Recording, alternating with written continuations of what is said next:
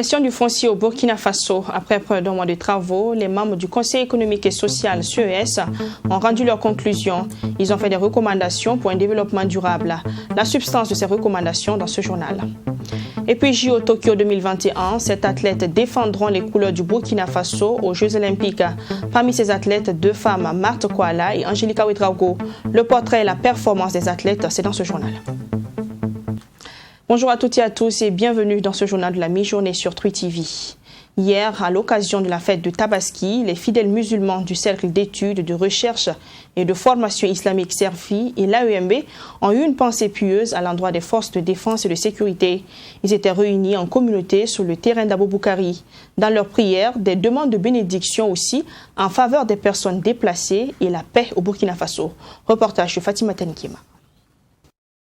Nous sommes sur le terrain d'Aboboukari de l'université Joseph Kizerbo de Ouagadougou. Ils sont plusieurs fidèles musulmans à prendre d'assaut les lieux à l'occasion de la célébration de la fête de Tabaski. Ici, ces fidèles musulmans, pendant la prière, ont eu une pensée à l'endroit des forces de défense et de sécurité et des volontaires pour la défense de la patrie. Ils ont également prié pour la sécurité, la cohésion sociale et la santé au Burkina Faso.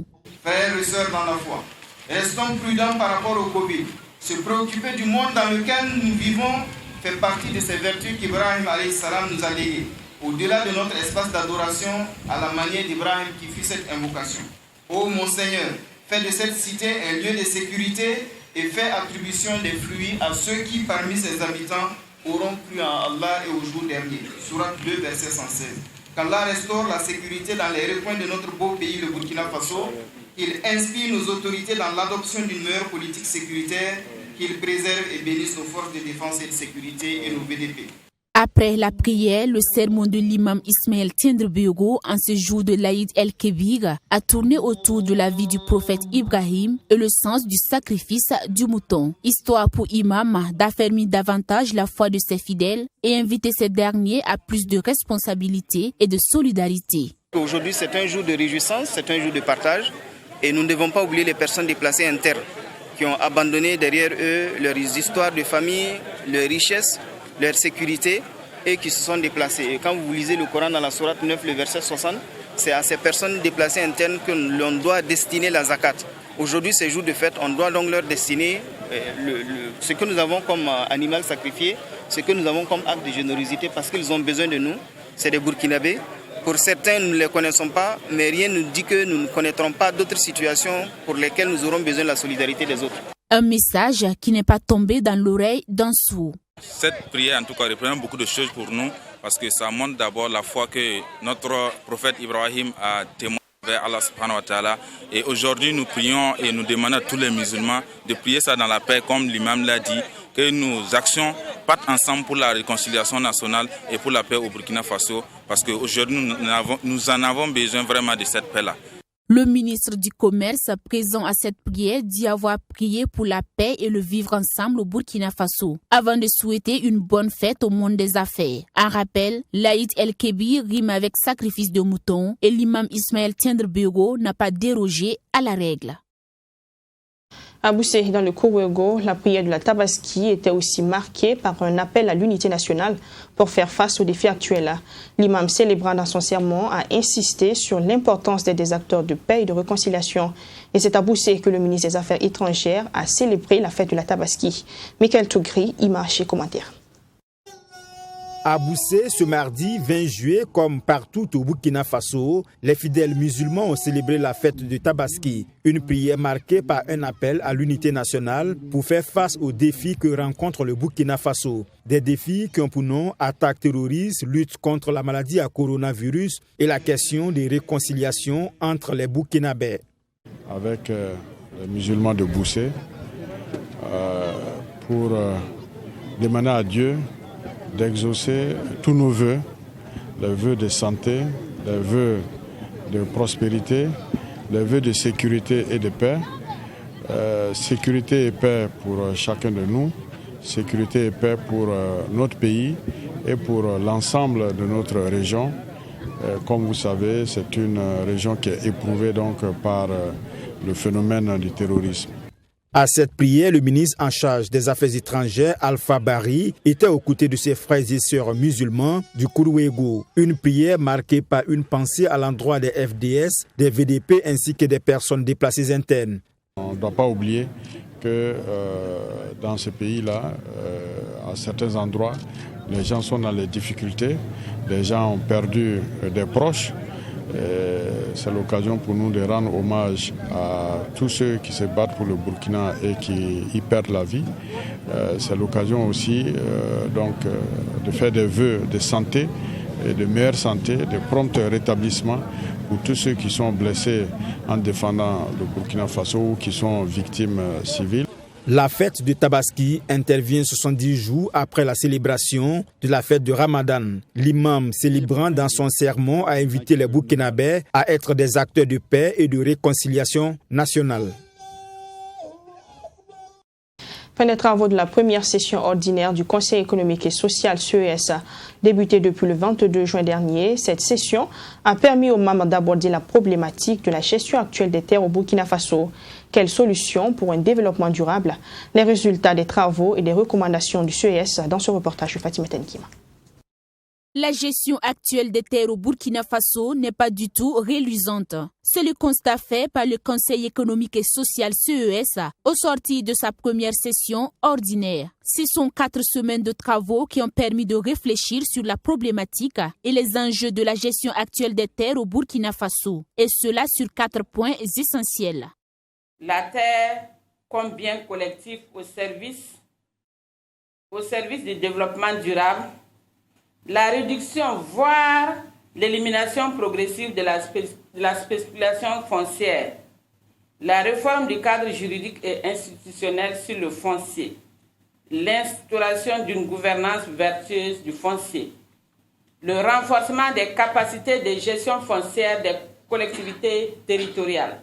Des points qui ont été décortiqués lors des différentes communications en plénière et lors des discussions entre les conseillers, chose qui a permis d'édifier les participants afin d'aboutir à des formulations de recommandations. Parmi ces recommandations, la réélecture de la loi 057 en lien avec la propriété immobilière au Burkina Faso. Nous avons estimé que cette loi offrait quand même beaucoup, sinon trop, n'est-ce pas, de liberté aux promoteurs immobiliers qui font dans l'accaparement des terres et qu'il fallait donc relire pour essayer de revenir à la juste proportion de cette activité.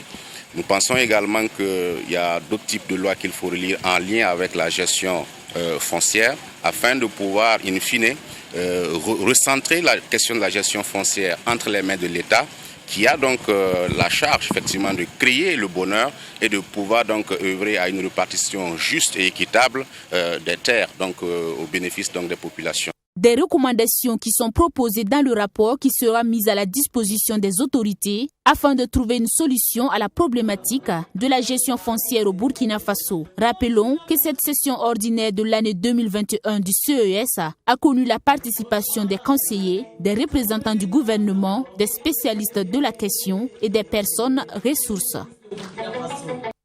Également, fin des activités commémoratives du Nouvel An Kamita. Le mouvement 2 heures pour nous, 2 heures pour Kamita a tenu sa dernière activité lundi dernier. Pour cette nouvelle année, l'accent a été mis sur l'utilisation du calendrier Kamita. Le mouvement invite les autorités à se pencher sur la question de l'adoption de ce calendrier. Mamitri Anakamabo. Cette cérémonie marque la clôture des activités commémoratives du Nouvel An Kamit.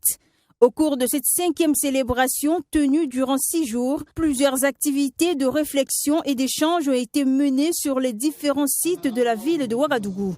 Placées sous les signes doubles de l'ancrage et de la vulgarisation, ces activités visent à ancrer le calendrier Kamit dans l'imaginaire collectif afin que son usage populaire l'impose comme repère naturel de temps et de faits.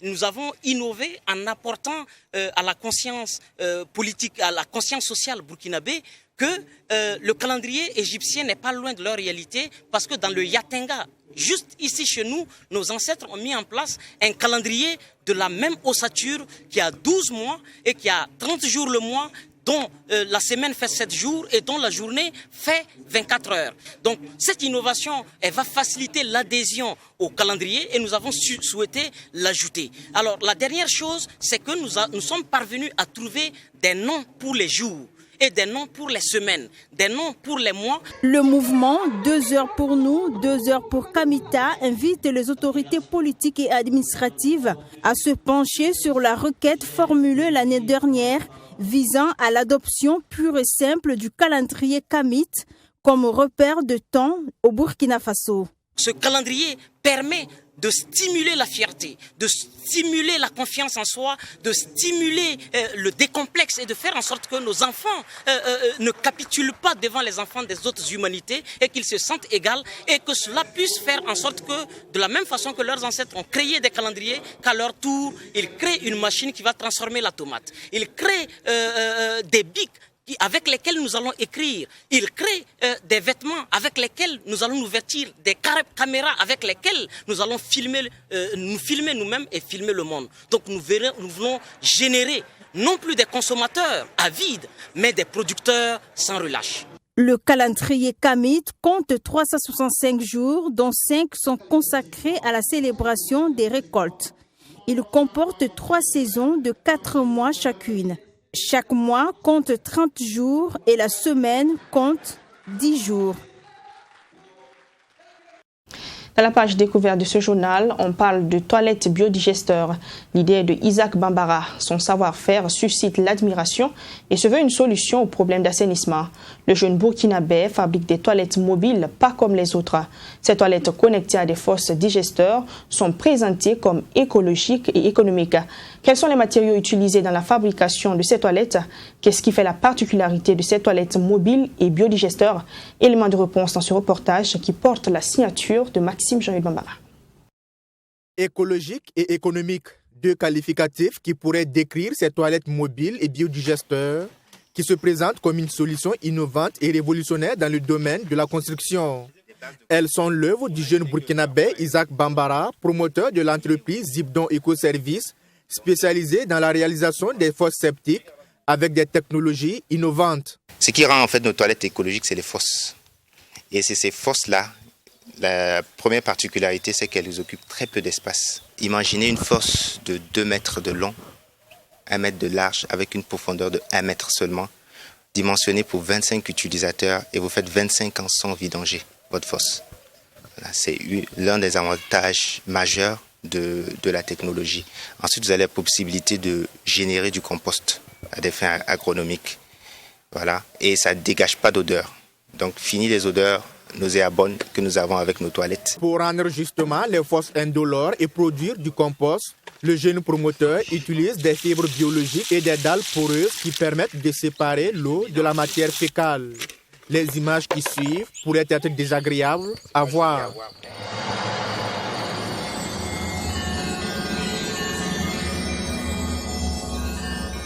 Cette technologie imite la nature. Vous voyez, quand il y a défécation en plein air, dans les champs, en brousse et tout, au bout de 2-3 jours, quand les conditions sont réunies dans la nature, ça disparaît. C'est le même processus de biodégradation qui est mis en application à l'intérieur de ce petit ouvrage qui peut être réalisé en béton ou en maçonnerie. C'est l'une des pièces maîtresses même de ça. Et ensuite, nous rajoutons de la fibre avec des enzymes artificielles. C'est des enzymes éteints qui agissent sur la matière fécale pour permettre à ces fesses-là de se décomposer au bout de 2-3 jours dans la fosse. Ces toilettes viennent donc résoudre un certain nombre de problèmes liés à l'assainissement, notamment la défécation à l'air libre. Mieux, elles peuvent être conçues ou modifiées selon la volonté des clients, et ce, avec les commodités voulues. Donc nous proposons généralement des toilettes pour des bases. Vous voyez, par exemple, là, c'est une toilette qui est faite en panneau sandwich. C'est un matériau qui a une très bonne isolation thermique. On est dans un pays où il fait très chaud. Donc, utiliser ces toilettes-là dans certaines bases, c'est idéal. Et on a différents types de commodités, des aérateurs, des extracteurs d'air, une alimentation en énergie qui peut marcher par le solaire ou connecté au secteur. Et on a un WC qu'on peut monter à l'anglaise ou des WC turcs. Voilà. Un lavabo. Selon le promoteur, les toilettes ordinaires peuvent également s'adapter à ce nouveau système qui se veut écologique et économique. Donc, qu'est-ce que nous faisons en fait? Nous effectuons une visite sur le site pour voir s'il y a possibilité de déconnecter l'ancien système et de reconnecter le nouveau système, tout simplement. Maintenant, ça va demander d'avoir au moins un minimum d'espace dans la cour et un mécanisme aussi pour évacuer les eaux par un système de tranchée drainante ou de puits perdu. En plus donc des ménages, ces toilettes mobiles et biodigesteurs se présentent comme une solution pratique pour les camps et détachements militaires, les camps des réfugiés et déplacés internes qui font le plus souvent face à un véritable problème d'assainissement par manque de toilettes. Culture à présent, je vous amène à Fada Ngourma dans la région de l'Essa. Le ministère de la Culture, des Arts et du Tourisme y a mené une série d'activités du 15 au 18 juillet 2021. Il s'agit d'une formation des artistes musiciens en technique vocale, d'une formation des acteurs culturels et touristiques en marketing culturel, de l'élaboration de plans d'affaires et techniques de vente en ligne. En plus de ces activités, le ministère a tenu le Grand Prix national des arts en sculpture. Ce Grand Prix national a été remporté par Takite Kambou avec son œuvre intitulée « L'amour d'une mère ». Le point avec Yassine Sawadkou. Afin d'apporter une touche particulière dans le domaine artistique, le ministère de la Culture, des Arts et du Tourisme a entamé une formation à Fada dans la région de l'Est. Au total, 35 personnes ont été formées en management, en élaboration de plans d'affaires et en vente en ligne. Selon la ministre en charge de la Culture, cette formation va s'étendre à toutes les régions du Burkina Faso. Les clients sont de plus en plus exigeants et nous savons également qu'avec la situation de Covid, les gens s'expriment beaucoup plus par le net et la vente en ligne est très nécessaire. Et pour cela, il faut donc des formations dans ce sens, mais aussi leur permettre de savoir comment faire un plan d'affaires pour que cette activité soit rentable. Voilà donc ce qui explique aujourd'hui qu'on puisse faire le lancement ici à Fada pour que les acteurs qui sont ici et qui ont exprimé le besoin puissent être en tout cas formés. Et c'est une série donc de formations que l'on aura au niveau à travers donc le Burkina Faso. Et après donc Fada, il y a d'autres régions qui vont bénéficier, c'est-à-dire donc toutes les 12 autres régions vont bénéficier de cette même formation.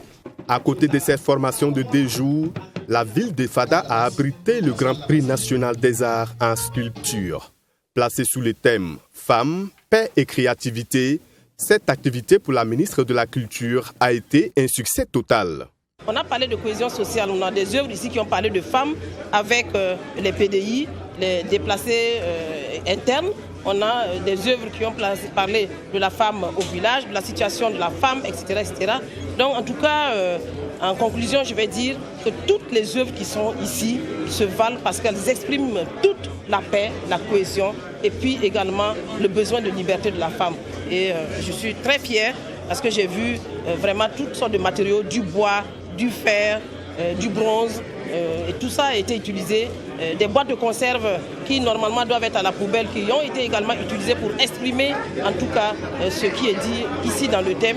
Et je crois que c'est vraiment très satisfaite que je repars après avoir donc vu toutes ces belles œuvres. Ce Grand Prix national a connu la participation de 15 sculpteurs et a vu le premier prix attribué à l'artiste Takite Kambou, venu de Gawa, avec le titre de son œuvre intitulée « L'amour d'une mère ». Il repart donc avec la somme de 1 million de francs CFA et une attestation de participation. Ce n'est pas aussi un travail facile. Voilà, remporter un premier prix, il faut se lever très tôt. Parce que c'est un travail à longue haleine que vous voyez comme ça. On ne peut pas réaliser une œuvre en un mois. Ouais, bon, mais comme nous sommes parvenus, Dieu merci.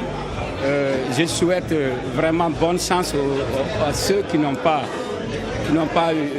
mérité la première place, mais ils n'ont pas démérité. Notons que le deuxième Grand Prix s'en sort avec 750 000 francs CFA et une attestation. Tous les participants ont aussi vu leurs efforts récompensés.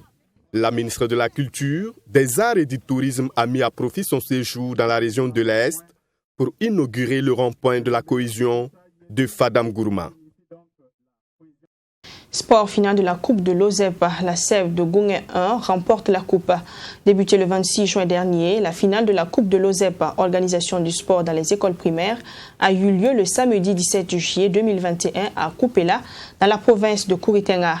La Sève de Goungué 1 s'est opposée à celle de Koupéla 1. Le score final, 2-0 en faveur de la Sève de Goungué 1. Cette cérémonie a connu la présence d'invités de la localité et ceux de Ouagadougou, notamment le directeur général de l'Office national de la sécurité routière ONASER, qui est par ailleurs le parrain de l'édition 2021. Les détails avec Mamitria Nakamapo. À cette finale de la Coupe provinciale de l'OZEP, organisation du sport dans les écoles primaires, la Sève de Goungué 1 était opposée à celle de Koupéla 1. Dès l'entame du match, pas de round d'observation. Les deux équipes se jettent dans le jeu sans réussir à ouvrir le score. À la deuxième mi-temps, l'équipe de Goungué 1 prend le dessus sur son adversaire et marque le premier but. À quelques secondes de la fin du match, l'équipe de Koupéla rate sa relance et offre une occasion à son adversaire qui ne tremble pas devant les filets. L'équipe de Goungué aggrave le score. Score final, 2-0 en faveur de la Sève de Goungué 1.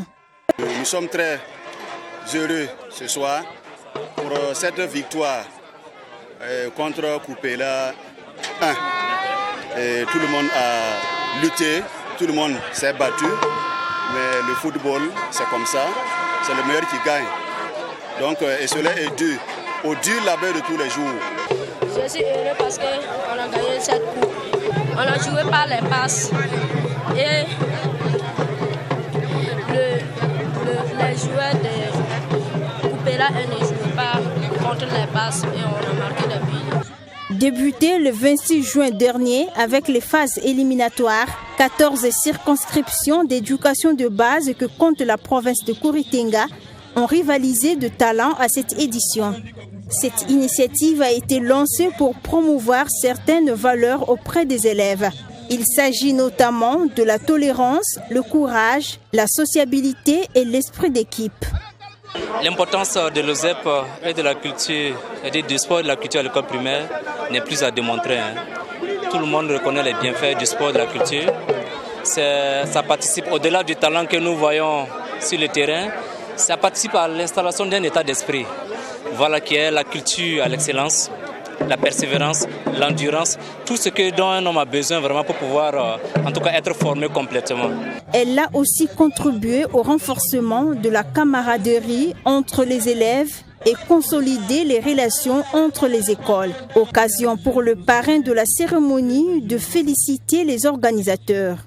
Et le sport qui est un facteur de cohésion, de fraternité et de vivre ensemble doit se développer d'abord à l'école. Et si cela est fait, on n'a plus besoin de mettre en place des projets de société pour prôner la cohésion sociale, pour prôner la réconciliation, parce que les enfants apprennent à vivre ensemble, à se frotter et à voir dans le même sens. C'est cela l'important. À cette même occasion, les organisateurs ont remis des attestations de reconnaissance aux encadreurs et aux différents parrains qui ont œuvré à la réussite de la Coupe provinciale de l'OZEP, organisation du sport dans les écoles primaires édition 2021. Les équipes de 14 circonscriptions qui ont pris part à cette édition sont reparties chacune avec un ballon et des jeux de maillot. Sport encore, JO 2021 à Tokyo. La compétition se tiendra finalement du 23 juillet au 8 août 2021 après un report d'un an dû au Covid-19. Pour la première fois, le Burkina Faso sera représenté avec un grand nombre d'athlètes, 7 au total. Hugues Fabrice Zango, Paul Domon, Marthe Kwala, Adama Ouedraogo, Faisal Sawadgo, Lucas Diallo et Angelica Ouedraogo. Avec une nette progression ces dernières années, les étalons ont au minimum une chance de médaille en triple saut, en cyclisme, en judo, en taekwondo et au 100 mètres haies. Assami Touré, portrait des 7 athlètes burkinabés pour les JO 2021. Il est le premier Burkinabé à porter le record du monde en salle en triple saut au-delà de 18,07 m. Il a remporté la médaille de bronze au championnat du monde de Doha. Il est également le recordman du triple saut en plein air avec 17,82 m. Hugues Fabrice Zango est né le 25 juin 1995 à Ouagadougou et réside actuellement en France où il écrit sa thèse en génie civil. Étant le porte-drapeau de la délégation pour ces Jeux olympiques, il a reçu des mains de l'ambassadeur de Burkina Faso en France le drapeau du Burkina et il l'a annoncé d'ailleurs sur sa page Facebook. Zango est le triple sauteur que beaucoup de médias comptent suivre dans ces JO parce qu'il est une chance irréfutable de médaille. Paul Domon, la pépite du cyclisme burkinabé, aura lui également son mot à dire dans ces JO. Vainqueur du Tour du Bénin, maillot vert du Tour du Cameroun, médaillé de bronze au championnat d'Afrique de cyclisme sur route et champion national 2021, Domon dit avoir franchi un autre cap. Les JO seront pour lui une aubaine pour attirer sur lui plus d'attention des clubs professionnels et porter également haut le drapeau du pays. Matakwala, elle incarne avec Hugues Fabrice les porte-étendards de l'athlétisme burkinabé. Médaillée d'or aux Jeux de la francophonie et aux Jeux africains et médaillée d'argent aux championnats d'Afrique, Martha Yasmine Kwala défendra les couleurs de Burkina en 100 mètres haies et en heptathlon, une discipline où elle excelle, donc une autre chance de médaille. En taekwondo, on aura Faisal Sawadgo, récemment médaillé de bronze au championnat d'Afrique de taekwondo, lui donnant droit à cette participation aux JO. Le jeune taekwondoïne, auparavant, a remporté également la médaille de bronze aux Jeux africains et championnat d'Europe de clubs. À 24 ans, le combattant est le premier taekwondoïne à participer aux JO et ne compte pas faire de la figuration. Le judo sera représenté par Lucas Diallo, médaillé d'or à l'Open de Dakar en 2020. Il est peu connu du public sportif burkinabé. Il a remporté également la médaille de bronze en 2019 à l'Open de Dakar et la 7e place aux Jeux africains la même année. Il tentera lui également d'avoir une médaille à moins de 73 kilos. On retrouve les deux autres burkinabés en natation. Angelica Sika Ouedraogo et Adama Ouedraogo, peu connus également, se sont qualifiés sans bavure. Angelica est dans la catégorie 50 mètres nage libre femme et Adama 50 mètres nage libre homme. Voilà donc les vaillants représentants de Burkina Faso aux JO 2020 à Tokyo qui se tiendront à huis clos. Les étalons entreront en matière avec Paul Domon le 24 juillet prochain avec le cyclisme sur route. Le 28, il fera l'épreuve du contre-la-montre. C'est la fin de cette édition de la mi-journée sur Twi TV. Merci pour la confiance renouvelée au programme de Twi TV. Je vous retrouve demain à 13h. Prenez soin de vous et n'oubliez pas vos proches.